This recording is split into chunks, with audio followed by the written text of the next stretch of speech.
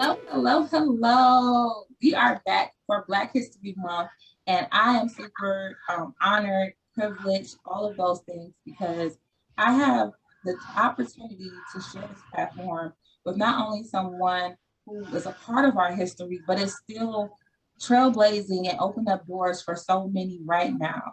And without further ado, she's a civil rights pioneer. She is also just trailblazing in activism and community activism in New Orleans, Louisiana. But she's also not only that, a mother, she's a grandmother. She's so many different things, a sister, a friend, but most of all, she is a woman of change. And I am just so, so grateful to share this platform with Miss Leona Tate. Thank you. Thank you. Thank you for inviting me. Yeah. Yes, thank you for just saying yes and being willing to and you responded to me and I was nervous. I was like, I don't know if this is her email or if I gotta go through anything. It was such I literally screamed. And just to give everybody a little bit of background, um, I went to Louisiana a couple earlier in the month of January, and I went to Louisiana for personal family reasons. But I was looking up stuff to do, and I came across the Living Museum, and I was like, I want to go. I want to go there. The Living Lower Ward Museum. What is that about? And then I started doing more research, and I found that Miss Fiona Tate was one of the very first in the United States in the South to actually help with the segregation of schools. And I'm like, I was like, this, I want to go. I want to learn more. Like, I've only heard or we talk about Ruby Bridges, but I never thought about that there was other children that were doing this all across the world and all across the South. And I was like, this is amazing. So I go to the museum, y'all, and I'm like, I walk through the door and I'm looking at everything and I'm just super like amazed at all the information on the walls. And like sitting at the table was Miss Leona Tate. And I was like, I'm gonna just act cool. I'm gonna like walk by. I'm gonna say hello. I'm gonna look at the stuff. But I'm gonna tell y'all when I was leaving out, I asked her for a hug because I was like, I know it's COVID, but like, can I just hug you? And she said yes. And when I tell y'all, it was just such an embrace, and I'm just so grateful, just to be able to share this platform and honor you this Black History Month with everything you have done. Thank you. Thank you. It's been a long road. It's been a long road. It's been 61 years exactly. Wow. Wow, 61 years. Can you just tell me a little bit more about?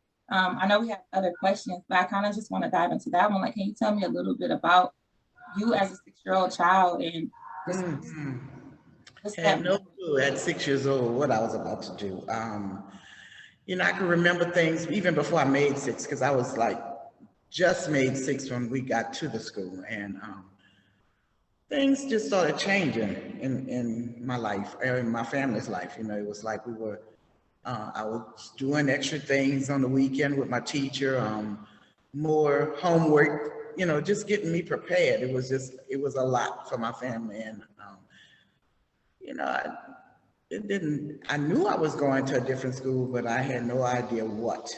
So it was November 14th, 1960. And that morning I woke up to, you would have thought it was the Christmas day. It was like my house was filled with family and friends. They were just there to help my mother get me prepared. And once we got ready, at the knock at the door, and when they opened the door, a black car pulled up. And well, the black car was pulling up at the door, and my household got real quiet. I could just remember that silence today, and I knew something was about to happen then. And it was two U.S. Marshals at the door, and my mother and I were getting ready to leave with them. But she told me, she said, when you get in the car, you sit to the back of that seat and do not put your face to the window. Mm-hmm. So we took the ride, which wasn't far because the school was in my community. And I was walking 10 or 11 blocks to get to my old school. So to get a ride less than 5 blocks was a treat to me. But when we arrived at the school and we turned on the main street of St. Claude Avenue, the front of the school sits on, I mean, droves of people, masses of people.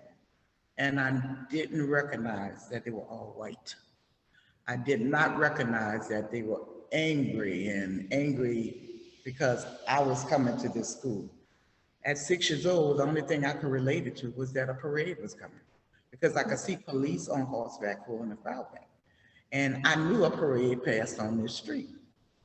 So I wanted to know, why did I have to go to school on Morning Girl and everybody got to watch the parade? That's not the case. That wasn't the case. So we did enter the building and we went up the stairs on the front and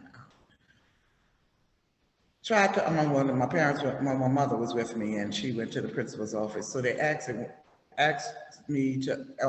us to sit down on a bench that was outside in the hallway. Now there was 3 of us at this school because we had to go to the school in the area where you live. It was myself, Tessie Prevost, and Gail Etienne. So our family and us would sit out on the bench, and we must have sat out on that bench, or was at that bench like half the day, and they would walk past us like they didn't know what to do or didn't want to do anything with us. So they had, the floor was tile flooring, and Tess and Gail and I started playing hopscotch on the towel because we had been there so long and we was bored. So finally we got placed in the classroom and it was like a whirlwind. The parents started coming and pulling their kids out and I can remember trying to speak to a little white girl and she did not look at me. She didn't answer, she didn't respond. It was like I was invisible. So I just couldn't understand. And then I'm still thinking that all of these parents are pulling their children out so they can go watch the parade. So, but by the end of that day at 3 o'clock, Tessie, Gail, and I were the only 3 students in that entire building. And that lasted a year and a half. Every teacher was in their classroom. They were ordered to come to work or they didn't have a job. We didn't have any black teachers. They were all white teachers. We had a very good first grade teacher though. She was excellent with us. She was more motherly than anything. Her name was Miss Myers. And I mean, she did her job. She really did her job. And the U.S. Marshals was the same way because we only rode with our parents only rode with us the first day. After that, we were with them alone. And they did a real good job. They did a real good job. But once we got home in the evening, the New Orleans Police Department would guard our houses and things like that. So my childhood was not normal at all. It wasn't normal at all. Wow, thank you for even just sharing that moment and just that overall experience. I'm sorry, I pulled my plug out. I'm sorry. Oh, you're fine. You're fine. As you were talking about like thinking that it was a parade going on. When did you come to the conclusion it was not a parade anymore? I eventually started noticing the difference. But at McDonald 19, and really, I'm sitting in my first grade classroom right now.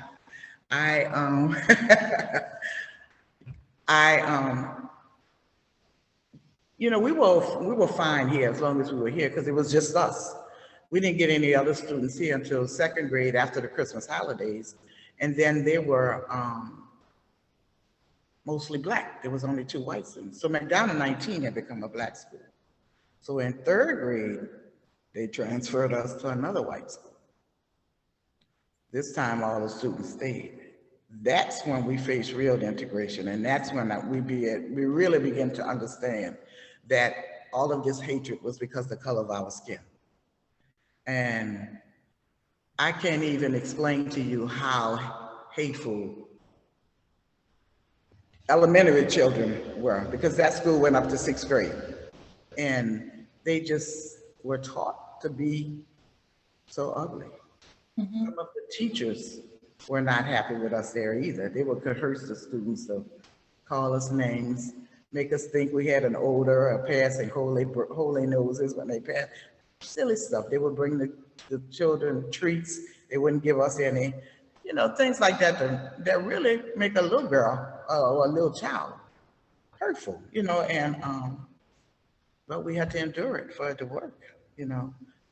So, and I don't even like to talk about that school because it was really, really, it was, Mhm. it was rough. But then after that year, my family moved, which is, we have the lower ninth ward where you came to the Living Museum is the lower, but when you cross the bridge, it's the upper ninth ward. Mhm. We moved on that side after that year. So I joined Ruby Bridges at Friends after that. And the rest is history. All the way through high school, it was the same thing. Junior high school, it was that black and white division. And it really, I can never say throughout my 12 years of school, I had a white friend. Never, never could say that. As you were talking, you said something that really stood out to me, was that you knew you had to endure. Like you knew you had to keep going. How was that on you in the third grade to know that you had to like keep going for it to really break in the system for you to in the community? I don't know. I guess we was just prepared that way, name calling, let it go in one ear, go out the other ear. As long as nobody didn't touch you or hit you, it wasn't a problem. I can remember us being prepared by our parents to stick together, do Mhm. not go wandering off on your own. So we got a bond today that can't be broken. We're still close like that. And I don't know, it was just, coming home, telling them if somebody did something. My mom tried letting me ride the school bus in third grade one day. And I think I was the only black on the bus that day. And they kicked my seat in. The seat I was sitting in, they kicked it in and they broke it. And then when the little boy got up to get off the bus, he spit in my hair. And I think that's probably the worst thing I can say that somebody had done me because nobody really couldn't get there that close to. And I can remember that till today. But and you go home, you tell your mom comes to the office the next day, and the bus driver, of course, while you take the other child's thing. So if I'm sitting in the seat, how am I going to break the seat? But our parents had good support. They had the NAACP, they had the community support. So they know they could only do so much, and that was it. That was it. So it really started having that village and having people that stuck together and Yeah. not even encourage you all, but encourage your parents to really stay strong in that time frame. Yeah, and that's what I'm trying to do, bring that kind of living back to this area. It's since Katrina, it's devastating. And I want to transition into that if you're okay with Mhm. that because we're going to come back to the fact that you are in the classroom. Okay. So I'm gonna wait on that. We're gonna come back to it because you have done so much more. I'm gonna full circle it, but I want to kind of tap into with Katrina and what you're doing because when I was at the museum, everyone literally there were stories and photography and videos that um, really spoke to the testimony of so many different things, but only you can only get so much from what you see, but you really worked hard in creating this museum that brought that to life. Mhm. So why was that something that was so important to you to do? For years, I didn't talk about what I had gone through, and I would every now and then I'd be invited to a school and the children just didn't know the history. And then my kids, I never talked about to them. I can't even tell you how old they were when they found out what I had done. And I don't know, it really, after Katrina, I mean, this building had already always was sentimental to the three of us. So when we were in acts, it were allowed to come back to the lower ninth ward to see your property after Katrina, it was a must that I come see what the building looked like. And it looked like could be redone. The only bottom floor of this building got flooded. And I started asking around, but my really push, because I really thought that nobody in this city cared about what we had done for a long time. We thought that way. After President Obama got elected, I said, this is my time. This is my time. And I just went from there. That was my push. you know, that was my push. But everybody I spoke to about the building, because it had been shut down even before Katrina, it was shut down in '04 because it was a failing school. Mhm. And I, they wanted to know what my foundation was about. You know, that was not my intention to start a foundation because that sounds like work. But to get the answers that I needed, I had to do it, and I did. And they assured me that McDonough 19 would not be a school again. I was trying to get it opened up as a school again because there was like 4 or 5 schools before the hurricane. They only brought back one. So how can we come home if we don't have nothing to come home to? And that was my thing. So, but I knew it needed to be something educational, and I knew it needed to be something about civil rights. So that was my fight. But my fight was to try to get the building.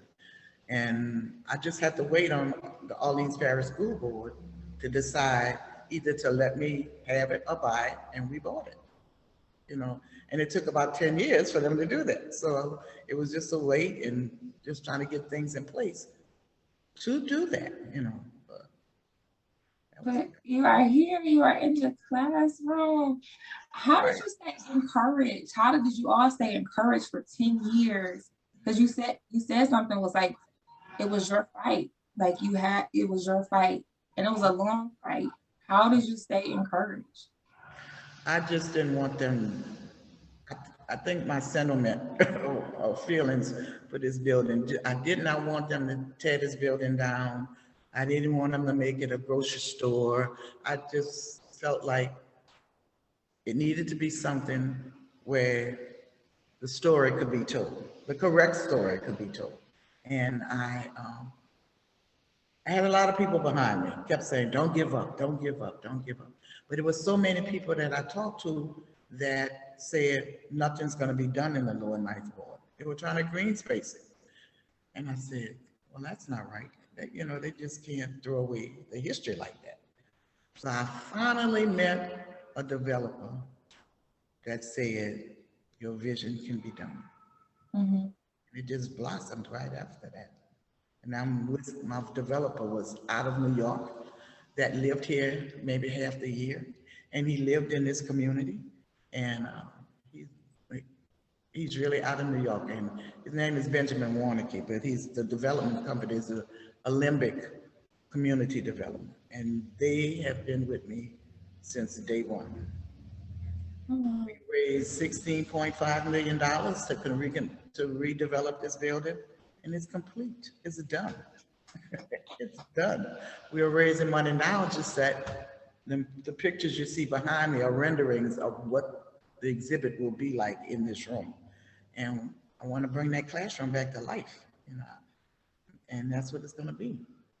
Wow. I this is so amazing. And I just even in listening to you, one, I pulled out that it was a village. It was a people getting people that's going to support you the moments that other people are saying no or this is not happening.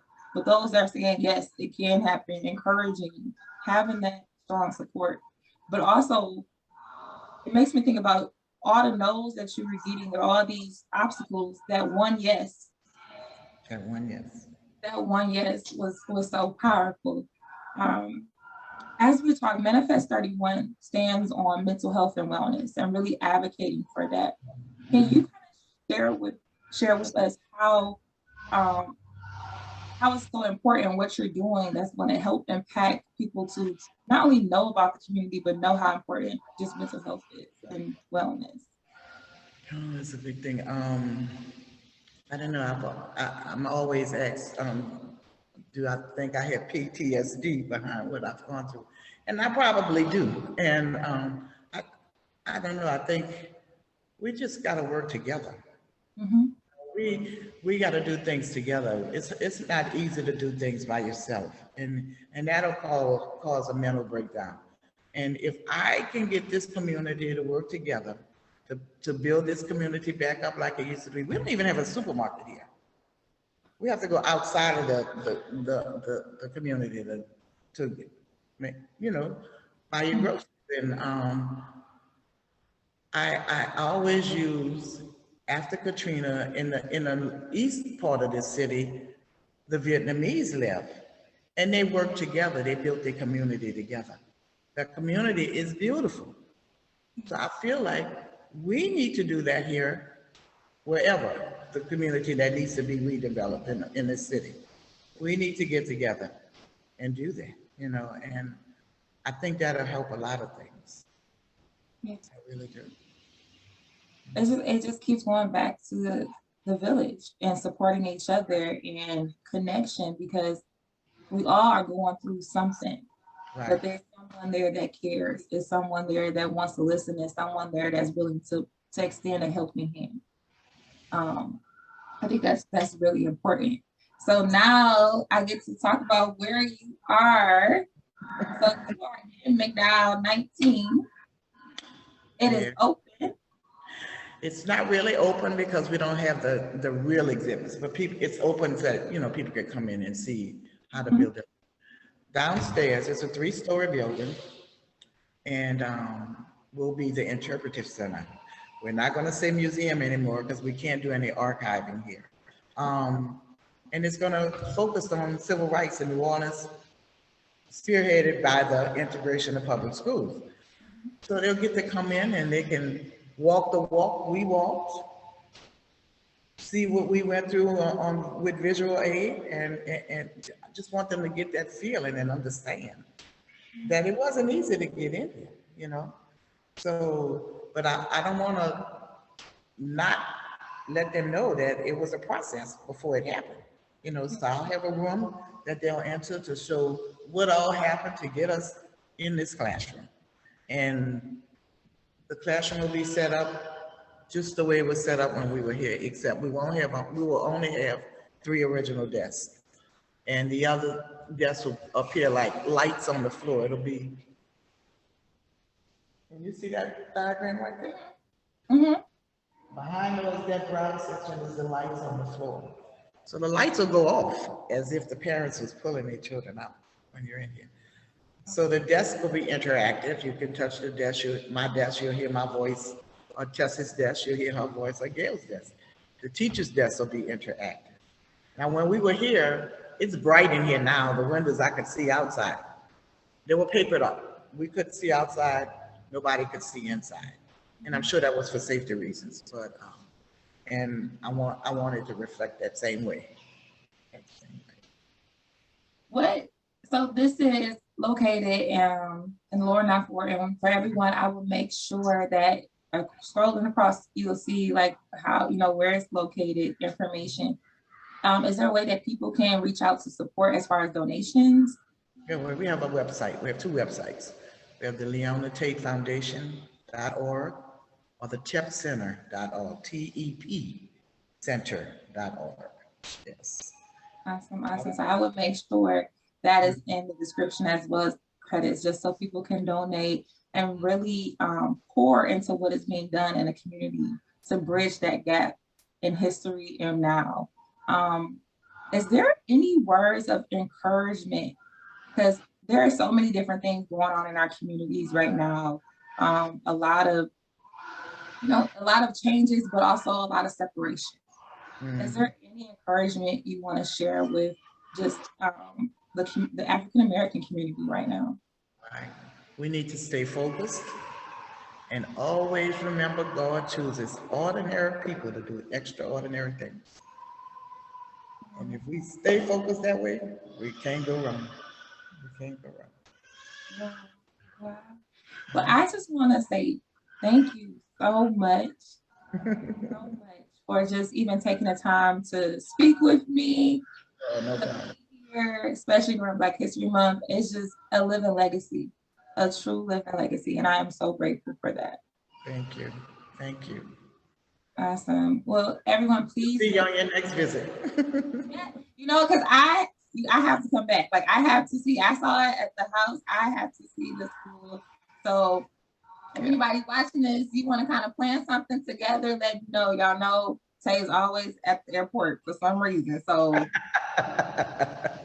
ready to go.